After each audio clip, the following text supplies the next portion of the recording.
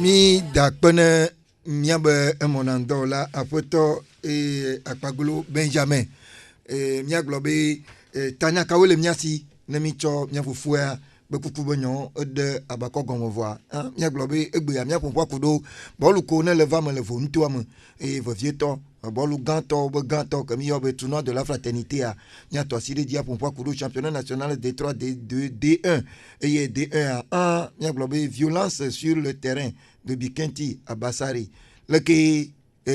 hatucho kene nyabitro toi o kokogbe ji la fédération bois nya sendelem et mia ba pompo vide akudo l'une des 17 lois du football yo ba fide et mia globe réserve leke wa porter réserve do et leke ba o adudui mia pompo akudo nchi et mia ba ide dernier classement FIFA mia Belgique et l'état France ekpledu que tanyayo nchimia alankwano utroya que eyenyema mima guga me anchio mia a chwe cha kwa mia ano avadime chemia avado avadime mia do pompo d'abord akudo championnat scolaire a fidagbe ineva ya le coutume bo terrain gandia mono bobwedo mia globe coutume ball pora de kokudo zoti toi agati le ka ibene wa ema de mon coutume bena bayin ko le bolam bo egbe ya ele kho akuma pe le miam terrain gan le gapo pour mo tutu miami le pompo et le fidagbe ne va ya lycée d'Agbati edu lycée Vogan toadi agadeka mo de kekelentio Jean championnat scolaire mia blog pobe elevere nganti belevere no nemi ni blog football à la base alors football que ye la team a avani que ne la va ad ball povi a dudu ko mia ba desi que mia be staro alors wabe wabani togo ball pour la gan le tuta la chou kaka comme on dit voilà et souvent alors mi pona de que pour nous kaba chochu sukulom et me de que amande la va o chomia bogo to atu na school ba akpagodi ne bi danku no mo media duplola yo do la school minister yo do la school avocat yo school ko bolai na ke bolo a chan la to school la mai bol fu gbogbo lia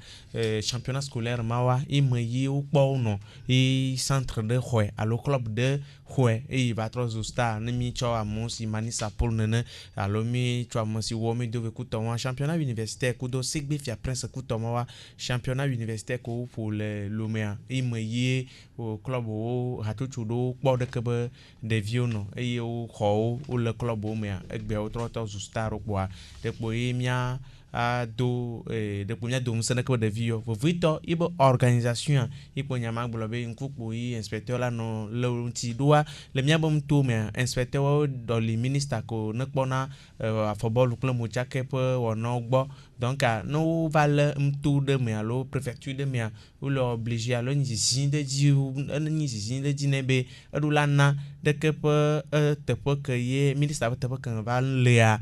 nkanti va le noa odula o ibo dodasi yeni championnat scolaire kudo a football pokotebe nyando ba mia globe sukulu ko ntetetelo si yo nte s'engager yo nte chodo ko de me maula vonu e yemkana dibe hubiblia la yide a pa nuit et to avoir na match unwa sukulu vio bo hubiblier voi yi do mi va do yan desi be mia fofo alo mia ko de vio fofo kula mo damotowa mi do va chona match na mia tokboa e bo school champion scolaire nya va se wa be violence alo tout cara de va la fille de kuto monu wa nya de kuku gande be la mia team agbanu le de que violence pe wana ogwo mi nya va do violence ta mo yan dia voi nya avant goudé ko sube amesa mo wala do kui championnat scolaire vivio gbegben be nu po ni ka de nuit la no sukulu kle sukulo odutumo makan di be yeni nuit mo ta ko paso obe Jean Glonu gbogbo to mia globe championnat scolaire edenanu gedetuna ni popo kele miasi le akpamagoji yatepe nemi globe school je po ball popo a edenanu gedetuna elabena abe ale si monsieur Jean kple do ŋkɔ enenea ne kpe ame la va nyi le agbea me gbea etso agbalẽ nya gbɔ nenema ke football ŋutɔtsa ehia agbalẽ because mi te va signer contrat ɖewo kple nufafia ɖewo va nena enyena school yata nu ke le yi edzi le miabe préfecture vevitɔ miabe vogã be bɔlƒoƒe gã tɔgbea nɔnɔme nyui ɖe ŋutɔ benyi and nu ke do dzɔ ne le megblɔ nye be ame ke kpɔna sɔhɛwo kple kametete ƒe nyawo gbɔ le miaƒe préfecture de voa ye ŋutɔ tsã ele terrain kple eƒe akametiwo wole funa ye wole wɔna ya gbɔ kpɔm bɔn ame ka ɖe dzi be le nɔnɔme mɔ mea ɖevi ko wokpɔ be wole dze agbagba woate ma te ŋku ɖe wa ŋuti le etsɔ ŋuti bɔn nusẽ kpo miado be no dze agbagba yi ke be nu ko kpɔm mi le gbea kaka miagblɔ ƒe atɔ̃ sɔ yia evo gãtsã anɔ ƒo D1 lo mawo yra mi dakpe ne pastor gbogbo ɖe mia agblɔ be championnat scolaire agent ɖo akpa ɖe ya mia atsoe klem kpo be sukulowo tɔ be nyina etsitsa wawo li ne sukulowo kekeŋ mi gblɔ ma gbogbo ɖe le mɔ mi gatrɔ va dzi o ale be ŋtsã ma gblɔ be dunyame pɛpɛpɛ vɔa manya be tsitsɔ ŋutɔ wotɔ gbagogo nɔnɔewo woatia ɖe tsitsa tso kɔsiɖa me ava yi gleve fa eye woagbatsɔ glevetɔ yi kɔsiɖa me ne dukɔmɔ kuvo be dogoa me village ya bien sûr village abe ŋkɔe le sukula dzi vɔa vovototo bu le me se wo be nyɔntɔ miaƒo miabe village be bɔlu vɔa amewo agaɖo mɔ adzre ɖo wo ba ɖona me nɔma mia kukua do taflatse le mɔ ŋuti be ne viviwo tɔ vovitɔ ye va dzɔna le miabe kɔƒewo me ne mi gblɔa lycée Vogã ke ame ɖeke mate agblɔ be village dzo nyi o vɔa village tɔa ye va nyina ya vi ɖe kpoa mia ale ŋku le ŋuti tse gbadzo tɔ dzɔdzɔme gãxowo le ƒoƒom kpoa viviwo tsɔ le dzi gbezã ɖe ya mia ale ŋku le ŋuti tournoi de la fraternité 14e édition ele avadime ya trɔ sɔ amegãxowo tɔ kpoa miagblɔ be weekend ne va yia kuɖo bɔlu gã yi ne dza nɔ me kɔsi ɖe agbea bɔlu ame eve wo programme samedi kpoa mimi ɖe agbea live kudo sevatɔnu woɖo la adogo kpoa ametsi vea yiwo ne gã wo ŋutɔ tsã le nukpɔkpɔ nu vɔa wokuvo meva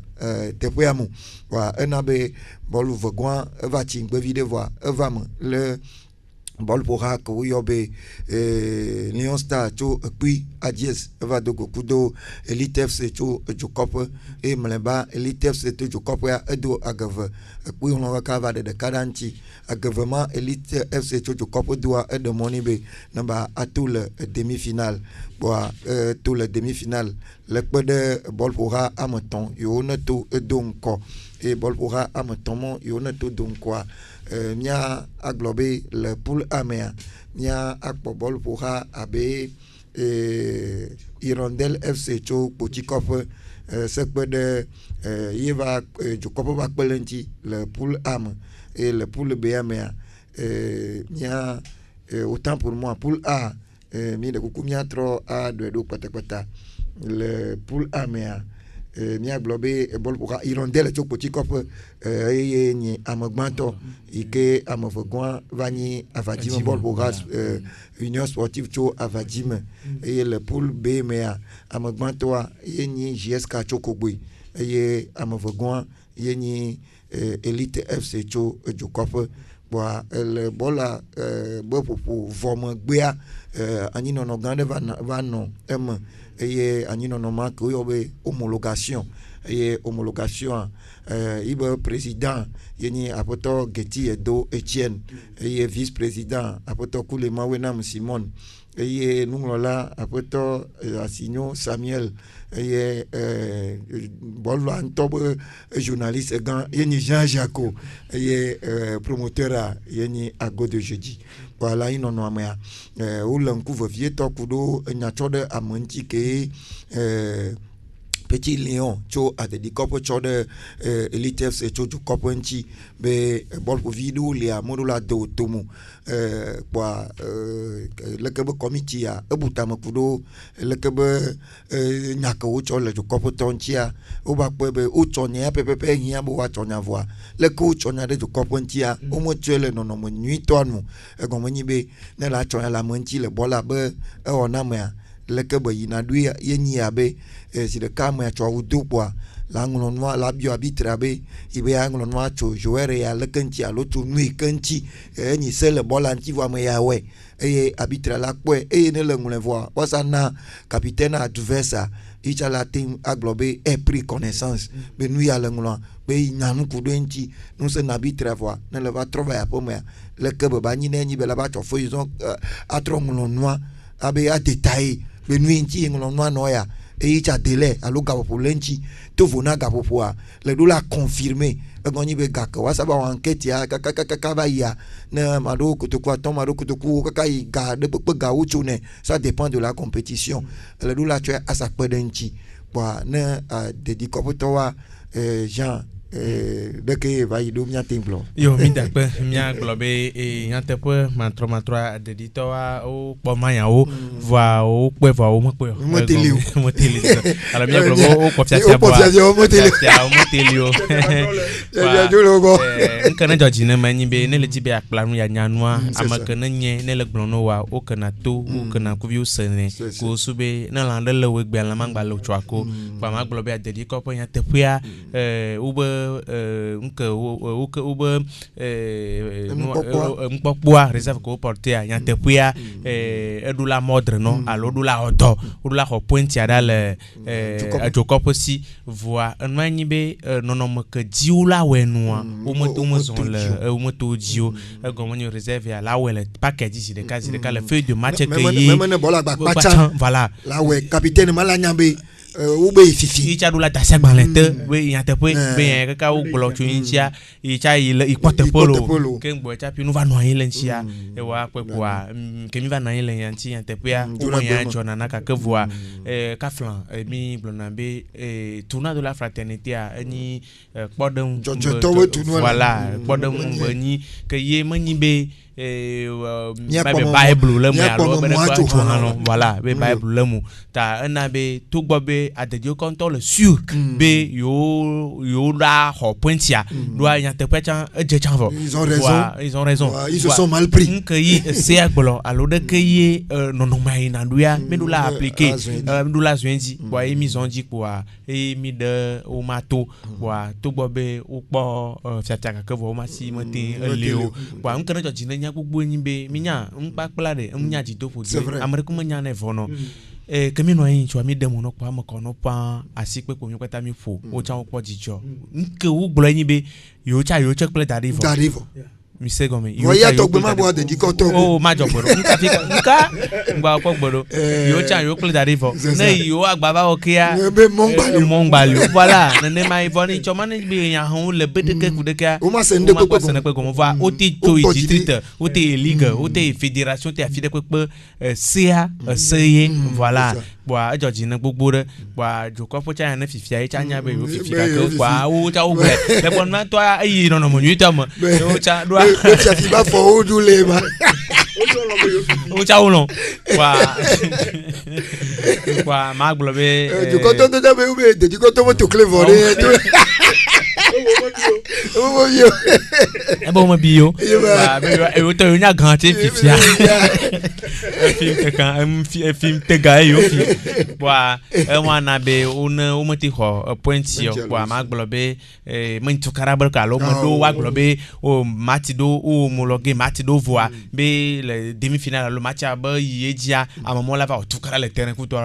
o emi me le mo boa si ɖeke tuna ŋutɔ be nyitɔ de la fraternité nea etsɔ lɔlɔ be ŋɖe tse de ame sia ame me kpoa o nyitsɔ ma mi nɔ anyi nua bobo vraiment dzoragbe ma mi nɔ anyi o c'était bien mi se nɔ ne gɔme boa mi dzo voa adzokɔƒea enya be etoe kake voa eɖo la kpe yina wotɔ bia dedikɔ be ne va do akpa na yewo wotɔ kpatɔkpawo le yo ne te continue lo ba ma gblɔ be zi ɖeka be yewo ƒu ɖe wa dzi be eno da akpa ne yewo lo tuƒe be yewo fi wo voa eno kpe ɖe yewo ŋuti lo ne ba mo kpɔtɔ dzi lo kpa eya kaka ne tse fiɔm nya mia dometɔ ɖe sia nya me xlɔm nu ŋutsɔ nyui ne be nenema ne mi ɖo ha ɖea ele be ame ɖo koko ne nɔ ɖeke be hame ne nyame tonku ne le hã ne mɔ dze ŋɖo ŋuti bɔl be se ŋuti ko so be ne wo dza fi mi kpoa rapidement mia se retrouver mia nya kaba boa ŋke ne nyi nɔnɔme nyuitɔa mia zã ba yi wo metizon ye na be wo be reserve ya metin wo do kpoa maglo be gom sasalem eye hawma na kana to mi do dago eye de ke bele duya mi va yi zande enyo pastor me dit pour le nom te peu inchoma en tant que vice-président de la commission nya kele dibe aglona de di comportement to comportement ke u ba globe u ku va réunion yo ba globe nya ba nya mi chola muntia Nyamadouolo, que vous connaissez, il y a quel type de Akpekeka, insoma, Camille Yandia, Jikadachon, vide, voir le que, au va d'un moment, il y a Messia Messet Togumodo, non, me connaît à des récolteurs sur Hobenya. In fact, me plan de show, me plan de show, bonton. In fact, nenye amado in choma, mi matema kakale kaka. Un chomo voir non me keno pe amachichi akple o be capitaine le ko so honyado do jijwena nto and egba demo ne amesia me bena ne va akpan macho wanti in choma and nuke ma gbo ye na ye be le ne ma echole kene organisation nka tournoi jegomodo nka bobo ko va le yi nuko me de no hafi over commencer bolanto hafi voilà bola va le yeji ta pe ko ba le va wa dome explication ko le ho cho organisateur agboa me do yesbe ekpede wa nti yo te se chomo kaba inchoma ta me le don se amesia me kenye ball photo o ball lon la gboa nous so son ya wa ele be mia atome be ne su chome ne va jole mi chamia pe akpadia nyanya le kemia ahwedo mawirami akpekaka kwa o globe nu manya do je na gbagba mo eye mi wo fo honya ti ma incho ani de mi ma no ji gbogbo ro eye o pobo yo gba plan nu gbogbo to le mo ba mi pe ils sont tellement innocents que nous a pris de le camion de confirmation et que jono parce que nous le confirmer à gama yo se ona nka yo se ona do voison ne jouer de tu na ka petu mo bele wai ai be dirigeant gbo akpora brade ibe identité ma kuto wa gamal mia betunu ama yenye 10,000 francs o chokperenji wa inchomami twenu be une trocho joui be elle si bebo mo nu jenuantie no e ya mo jokpo c'est la première fois même au monde mia teglo mo jokpo et ya mo la commission mo veto l'inspecteur Getty l'inspecteur de sport il me dasi le dio il a refusé ça voir mi bo be ka mo nu jenuantie wa ne mi wenana mi onto ne gba mi ajika bubu asa o doko o kaka vaya bonne no vailler ma le quoi mi den mo ni organisateur a yinya go de jeudi il est bien vrai be ne amo réserve à arbitro ou cho mo va yedula hwe e ne hwe me yedula a hoto respect on comité d'homologation ibe gaé voilà voyez dit mi yedula hwe mi te gbeji yedula hwe va organisateur a be elle si bien mando amo mo je va trop chokutoku a chena bo mi ko galo Nyanyo to agbano ta na kpere ya no duna organisateur a ya kaka gbade lolo mfa le to apo o nyemo glo na be na me onwi pa mi kafi ne gba bara kwa nya gble parce que mi nya kaka do lo mi e ke kpo na le bo mi la o ko ba nyu kwa makanji be miawe inchoma de ke kpo na le comité d'homologation la commission d'homologation bo do do mkwa mi ko mi to ppp lo enyo que bobo akpa incho jura magbea mi tede amone tout le demi-finale là au de moteur de ka vonti e vieto bol le to gan ne kogbe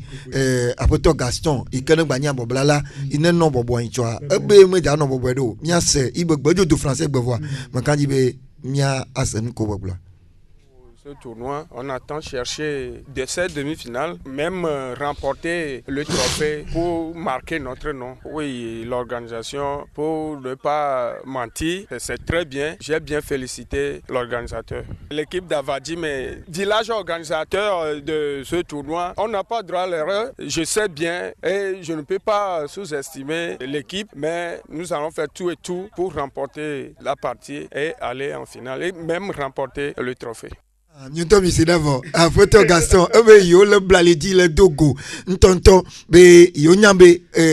village organisateur yo ja dogo ku abo yo mo vont be demi-finale yo pour aller retour yo wa dodi e kulo ntocha yo wa akoyajo aboblala ne Avadim Habib nkaya glo miasi. C'est difficilement que nous sommes qualifiés pour les demi-finales. Donc nous n'avons pas laissé le temps à l'adversaire. Donc nous allons faire tout pour remporter les 2 matchs de la finale et la finale. Pour l'organisation, tout est correct. Je félicite l'organisateur. C'est bon, merci. Mr. Aboto Habib cha eso chigini kudo gwa wo donc lili Habib cha be biblie yo to ya te photo 1-1 de équipe am vere ba wo ye na e Avadim ba le tutu ntocha bo etu ya te pe be ya ke o be agbodengbe na nya be nde ogbeleta be mo ja no boboedo ba nene dudu o le ma kwa le mlimida pour considérer gbe ne gbono a ke mia globe ko blia demi-finale aller à elle dit mia trop de gentil ba anami programme yo mia globe les demi-finales la bave que il que vous voulez va doit mamila que que ni utap que oui a bien na pour gaton PPPA irondel chok poche kopia be no te union sportive cho Avadim que ni Avadim doit montoa ja no be package poche kop la ava a deux pour biare esemu la première lo wa profitwe JSK chokogbuya icha okpule elite se to jokopia o adogo le considérable autant que oui André Edi bamia globe le demi-finale aller na mai bajayi le mamira pour considérable moima mia jo le vontoama eye mia ano championnat national de mima kan we mia juva championnat jama de ku gana be de que la demi-finale ko ne ja a pom bava nya ma kotu ji na hayo kuva egomani be ne mi cho phase éliminatoire na ho blanc to ka valuma nya bon en tout cas na mo bla tamonyo a de la globe tournoi de la fraternité ko voix na mi ve ne mi gogo mpolade fifia intola de globe mi chonaga plenatique gborogbo yina tournoi do be mi ko phase éliminatoire mi pona diku parce que mi blona be ne devio le hata que font le crime vivivu ya kaka wa bolo mon de na duna bol begbo voix que you to bolo ya kaka di le Vadim be pakijia non be phase éliminatoire mama akandio e vito momira go bolo ya kaka kenani Avadim ple pochio kopo bolo ya kaka akpochio kobo hama ye joueur gbogboro ou le gama be Gakpo Amesko Vigolo Mauko de Vima au centre de formation le Ghana no Nigeria que mo chapi ni mo nyafika tout le kaka ikpochio kopo tove koko va fifio doa ni to nya podo covid di la podo ko voix de tigbo ho va le drame tout fifi ya volalo va de via il est très bon pour le obe de petit copo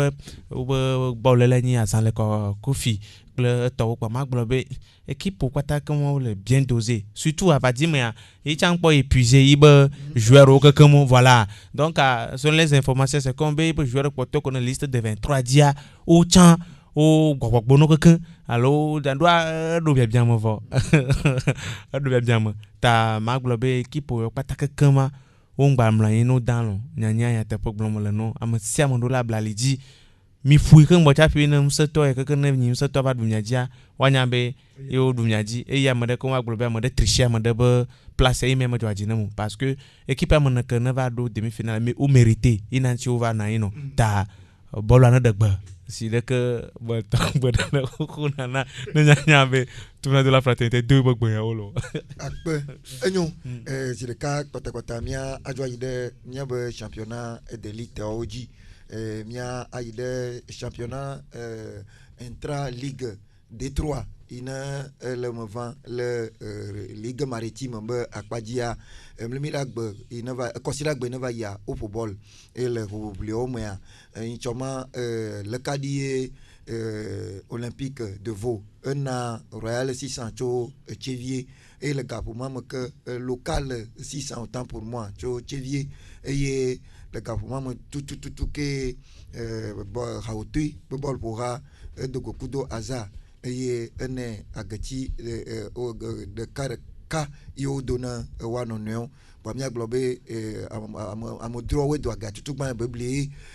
étoiliste au vade bon nane bola no ni sur le terrain on ma vraiment ni terrain mode de au football no mo bon nami po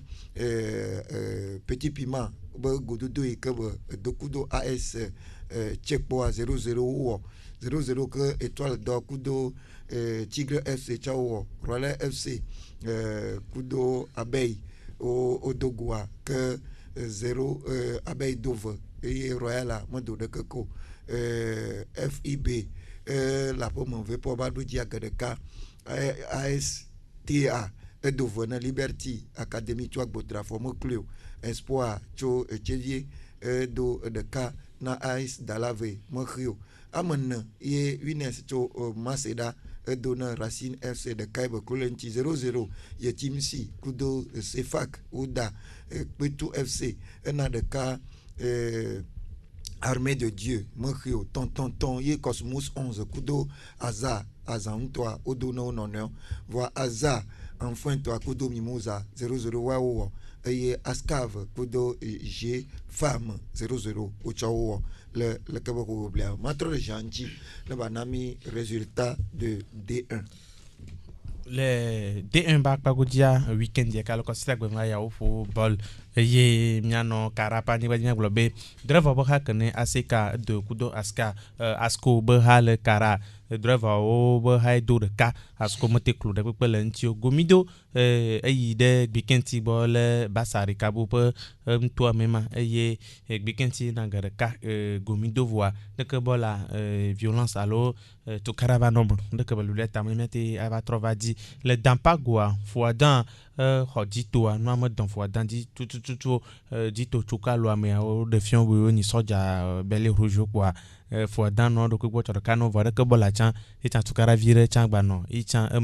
chamba koroki metete to chamba no apo mo maranata vagboa o de ka le kadi de kan maranata e chan mo klo de pele ntio sokodia semasi ho sarasport to ba filo va semasi na v sarasport moti klo de pele ntio eye le lumea as togo po ho ange bahachu no tien ange matin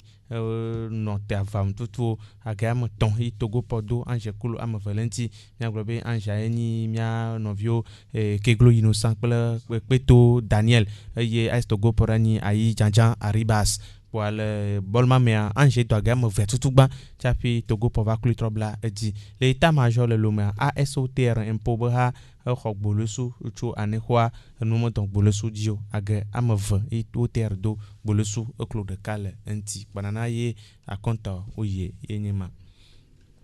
le nana nu alo le akwenta pe nana mea amako ne le ta ACK club bikenti odo jesi bla vendre OTR pacha odo koroki vava club jesi bla vendre dito plodo club jesi bla voton sarasport choba filo do jesi bla voton maranata club gomido ova no pe andre club ni la club pointi bla vov club bavore ke semasi togo po odo jesi bla vore ke bla foadan club asko odo jesi 8 andre ye ne bola noté gbe we championnat gbaliowa amoyo na du deuxième division avec la deuxième division tia wawele ni ange cho no chen pele bolosu cho aneho o chado pointi amo 8 andre pele amo 8 aton nenema ye résultat o lema Jacques Lebaya be bolu kaneva le weekend ti kudo gomido do moya le D1 be akpadia bola mamba wonu nido gomoni be tukada bava le terrain di esime arbitre de konu iji be agea udwa be orje ba geloa que bikenchi ineni basari towa ojodo terrain di be yoma po punku evo tukada va arbitre wa pa odo kwa kudomantia que arbitre wa chocho gan imolo yo be anafuta que ukogbe iji tuna fédération be urula lanku yo arbitre wo be nyaonchi le mantia nimida ko consider gbe na gbono yo ma gbale yo pe pririri na D1 D2 D3 tukara le terrain nyakai pastor abe ma uba mona fo gbalon na ball be ya gbo la glo na mi akpekeka nemi kpo ball be so me a arbitre wenye nyamachulao and wawe nye ameko nyako gblɔa yidzi kpɔmi ke mia ada asi le yata ma ɖe kune bɔl ƒe akametiwo ameko wɔ decision bena yewo ma ƒo bɔl o enyama enyo gake woatrɔ yi megbe akpɔ gbɔ nyui ɖe because wo kukui bada ne yo okay wobe kukui bada ene yo enyama mele be banyinya esese ɖo ele be woakpɔ leke nuwo yi ame arbitre wo nye kodzoɖolawo mi mete ma tso kodzoa le mio ŋutɔ mia sinu eɖe yi arbitre akpɔe eyi be gblɔe because esewui adre ke kplɔ bɔla ya yi arbitre wo zã sɔ kuna ewa be ekpɛawo ya ta ele be woatrɔ akpɔ nyama gbɔ eye miabe arbitre wo woagba trɔ ayi etoa ŋu because ne meku kpɔ wa weekend yi wa bɔl me da ne wo ma ta ele be woale ŋku enyama ŋuti be ne ɖeviwo woagba trɔ ayi terrain because eyame yo da kpɔ ameke na a représenter mi le Africa ɖo wa ne mi dzo enɔte le nu ke dzɔ ŋutia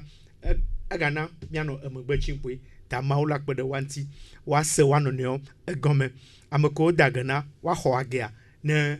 bɔla baga yi edzi akpe lo. Mi dzi be mia da kpe ne pastor Jean ema mia gba ɖe mia be kɔƒewo me be fi yawo be ŋkume kɔkɔ aɖe go ne mi kpɔ terrain mɔ gblɔm le ɖea menya basa be terrain dzi nyui ɖe meka dzi be wo ma te terrain ma dzi kpo sɔdzawo ma na anyi skotewo ma na anyi amewo la na anyi vɔa tukara ma va vɔ miwa mi le agbagba dzengia miwo le se mia nɔnɔewo gɔme la dzi awɔ comparaison vi ɖe ne mia Jean. Pare nya en fait ne me le mo san na vena parce que ndo nya mo kpɔna mia tɔ ɖo nɔna wo le terrain ɖo ame biona sin kan tɔ nɔna tse va nɔna yi ma alo am responsable wo nya lo dol déjà gba tu non de foi non le numéro ne que kuiwa la mo fa no kaflan ne sont là sur le classement avec pom ma kpɔ ma va me gbɔ va ƒe me kuta gbagba alo me gbɔ va ƒe me mutete alo wo be nye ma le continent ka wo le d'accord terrain nya bon intérêt kele me non alo nkele me na mo nam do kpɔ kaka ede na fu mi ŋutɔ mi do la yɔ mia ɖokuiwo be mi ŋutɔ parce que football a kengbe wo la do ya nya ndi dzo que mo tia english o do de que c'est au lendemain de guerre voilà de la deuxième guerre mondiale donc ava o be game yina yi wo de ka baba nkela tema afufu amukota fu vi yi o tso football dare eye gbe ne mi kpɔ yovo gboa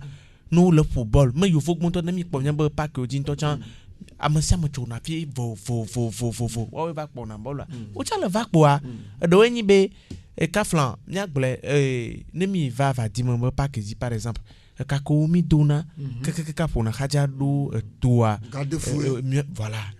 tribune le yovo de wona fi amelio grillage voilà ma ton kuma meti datate lava fi amelio ka représenter ne benoa amko ne mom jentia wa we donné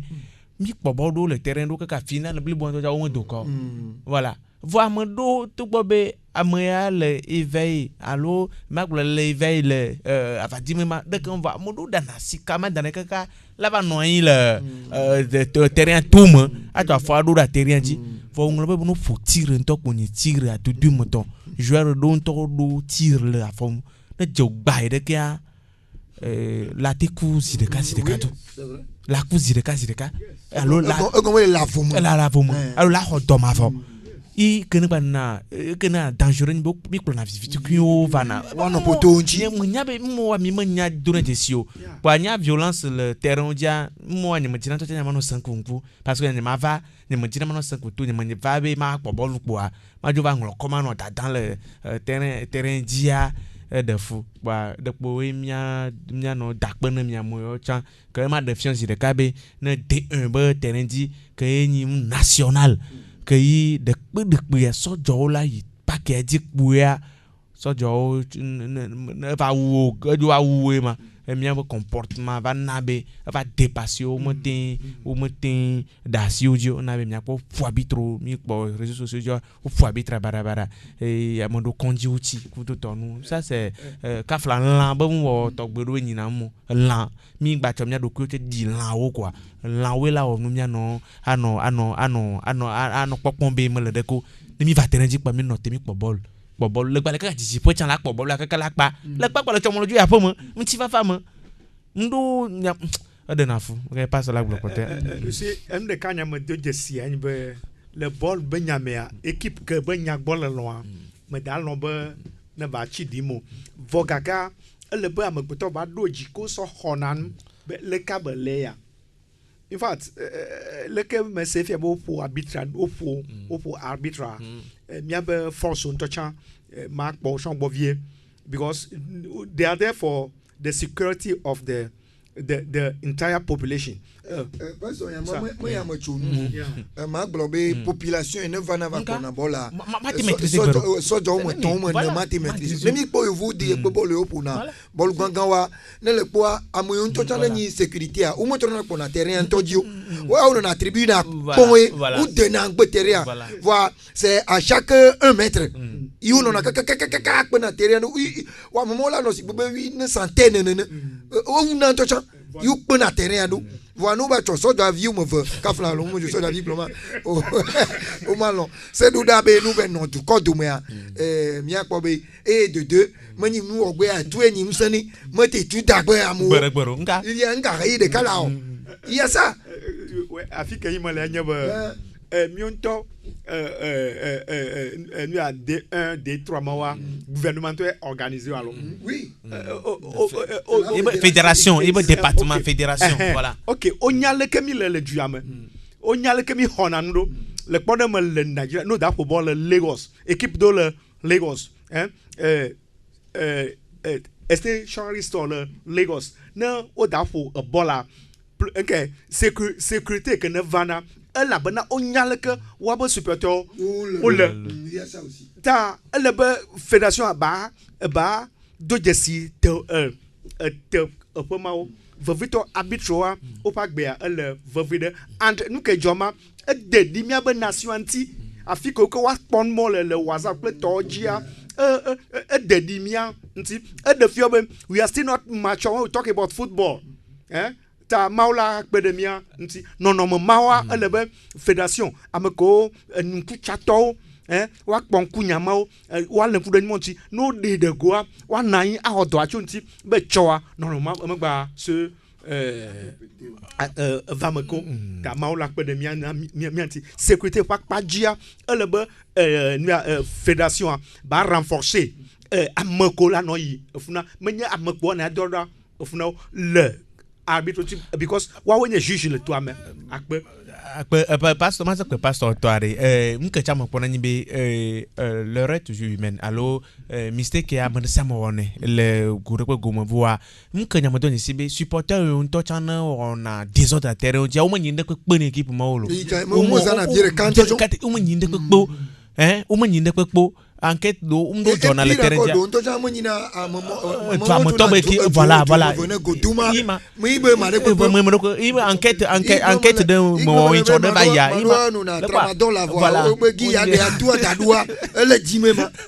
voilà donc c'est un truc que moi je disais très mal parce que moi journaliste ni anto tabe mi do ball ko mi be soja e mi akpolo ko temo ti akpo ya nkuma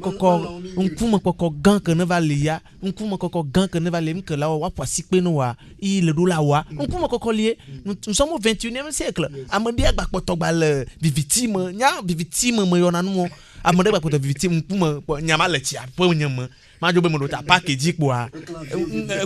nka ma jo be ngolo comme dans le terrain le kwa mdo liade voa ne am bereka gbe nyem da souhaiter lo va mo da no ma da won ko you va li ima bia bia de arbitre be seko be sanate kuna pin na you am vanan po ma po bora be lati wi ma am to nyande pepo mo funya bi arbitrage le yo mo de pe le yo voa le ju ball wa chande mo no nyabira de nyambo supporter no nyabe ball mende pepe jona wala po ball akpa ya voa bolu mamde la kwati watunchi alo amala bangulo mucho ula tingulo mucho bolu anti e tamonyo mi kweru de voa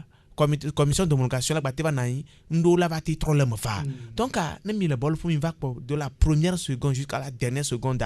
mi khodi body mi gbogbon voilà nkekpo bolu akpa mereka pe dunaji mereka gana soit mi ma pointia ekpa ba mi agbate daya mona mo surtout nyamba demi-finale va mieux ndo le me pardonner no lo nene lo akpe kaka enyo timi le bola benya klon kwa zandudu benya cha enonam kwa le zandudu be akpajia mi aglobe bolu ke togopo le Africa be ekplu akpeve oui tontoa se va akpede akpeve oui Adrien ou a compta wa ou be million gbogbo do we bu le umanyagi ke gamoto million si alo fan dan wona eye fifi amaya o ton ya vovire le be wa lanku le fi ke gamoto a o po akpeve oui ton million bladin 628 millions alo fan dan bla vovoni ou be to victime o manyagi beto ou wa pour akpeve oui Adrien million alo fan amadin moni million amadin lo alo fan amadin ou be TV boa Jean que mais eso to vona nububuwa ma nkoko kele miasi kudonchi obo miaba gamia jila le mivo pa cantanta roglo na bo na ima mia le Togo le football ben ya mama cantata vrai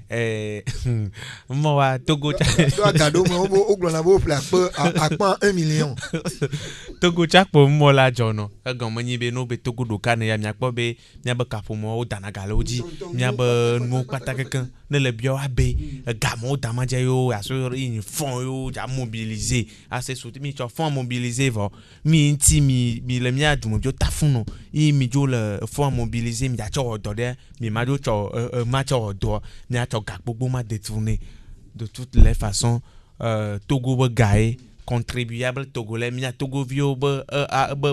fui pamilia i be gaé ma mondo ma ka ba go mai ta que on to charo do ko jibe la awanketa ajamu kala kwa c'est une bonne chose nuit de banya sikwe pour no amanye be nous tikpo voilà bana mianya kadola minya imiti bablea que totro la ba amanye be mi glone ya tete voix kaka wa ji kaka wa kwegbe you see nous kele manya ma glombe amakawe figa amakawe yejigbe amakawe figa amakawe yejigbe wo to we dire go ni you see